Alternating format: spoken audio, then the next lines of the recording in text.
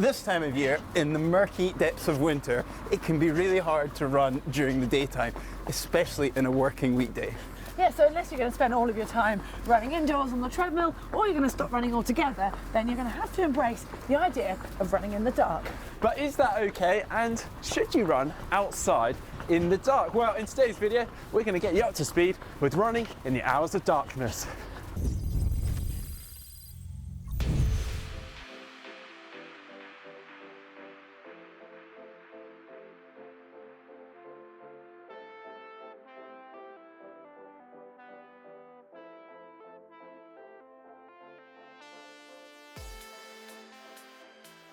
The most important part about running in the dark is being visible. So if you are heading out before sunrise or after sunset, make sure you're wearing some bright clothing, whether that's a white or a bright yellow piece of clothing, or even something fluorescent, and also make sure it's got some reflective strips on it. Yeah, and although plenty of our kit is already probably reflective to some degree, there's no harm in getting a little bit more, as we're wearing right now. So you can get some snap-on bands, as Fraser's modelling kindly for us right now. Nice bright vest, as I'm wearing, or even some bright clothing like Heather and Fraser are wearing. A good head torch is also a great tool for night running anywhere that isn't street lit, and really worth its weight in gold. Not only will it give us a much improved field of vision and allow us to run faster than we would without it, but perhaps more crucially, it allows others to see us too. Running at night is obviously very different, and one significant thing that I notice running in the dark is how I often feel that I'm running much faster. This is due to the optic flow, which is basically people's perception of movement relative to their surroundings. So, for example, if there was an object a long way in the distance, it'll feel like you're not getting any closer to it, but things close by, like bushes to your side, will feel like they're whizzing past. Yeah, and by running on routes that you know well, you're hopefully taking that nighttime element of surprise out of the equation. And because things seem to appear to move faster in the dark, we also want to be careful with our footing. So by knowing the route well, hopefully making it safer. Start by practicing on a trail that you know well in the daylight. It will feel different, but hopefully not that different. And let's not forget that darkness has a nasty habit of hiding rocks or roots on the trail, or cracks and potholes in the road. So just be sure to keep your wits about you. Quite simply, we want to be able to see oncoming traffic, and that means being able to see the headlights of the cars. The best thing really to do, however, is avoid roads that are busy, and certainly those that don't have a pavement or a good wide shoulder to run along. Admittedly, this is something that I'm really good at when it comes to cycling, but not always so good at when it comes to running.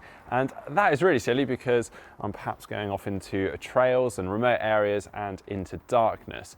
So I'd always recommend taking a phone with you and perhaps some form of ID and some money if you do get yourself in trouble and you need to get yourself out of it. Now you can carry all of that in some form of pouch or something that can go around your waist like this. It is a cliche, but there is strength and safety in numbers. So ideally, you don't want to be running alone in the dark. And if you have to, just make sure that you let someone know where you're going and how long you're going to be gone for. Alternatively, there are several running groups or clubs which go out in the dark, so you can join those and you also get the social benefit as well. Try to avoid wearing headphones when you're running outdoors at night, because to be blunt, cutting off your sense of hearing leaves us at a very distinct disadvantage. And if you absolutely have to run with something that gives you sound or music, try and have that volume quite low, or run with one earbud out so that it just gives you that bit more appreciation of what's happening around you, because spatial awareness is really useful at night.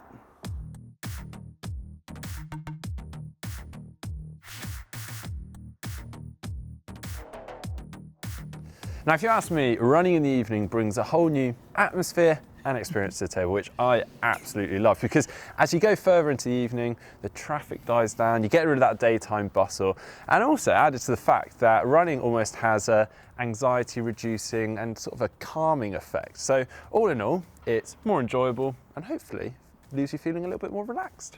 And if you do have the chance to run out on the trails, you might even be treated to wonderful views of the stars and maybe even a lovely moonlight evening.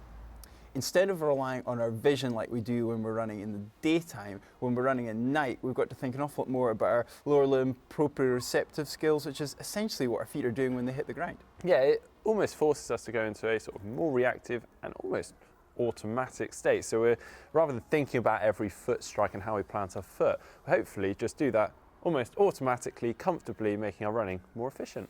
And I must admit, there's something pretty satisfying having done your run at night and then tucking up in bed afterwards. And you might be worried that those endorphins you've got from your run are going to keep you up. But there's actually been a study that shows if you do moderate exercise or moderate running for an hour or more, it'll actually help you fall into a deep sleep within just half an hour.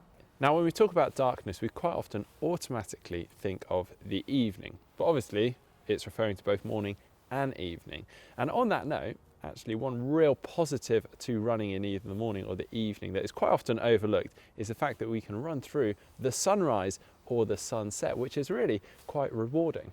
Yeah, and it does split opinions as to whether it's better to run early in the morning in the dark or later in the evening. And it can be argued that there's a physiological benefit to running later on because your body is naturally a little bit more warmed up, you've been active and moving throughout the day, and your core temperature is likely to be higher in the evening than when you first get up in the morning. So in theory, you are less likely to get injured. However, let's not stray from the fact that some running is of course better than no running. So whenever you've got some time, especially if it's in the night time, throw on your run shoes and get out for a run. Running in the dark can be a little intimidating, so hopefully this video has given you that confidence to go out there and give it a go. And if you've got any stories about running in the dark, then please let us know. Drop them in the comments below. If you've liked the video, give us the thumbs up. And do remember to click on the globe to subscribe for all our other videos.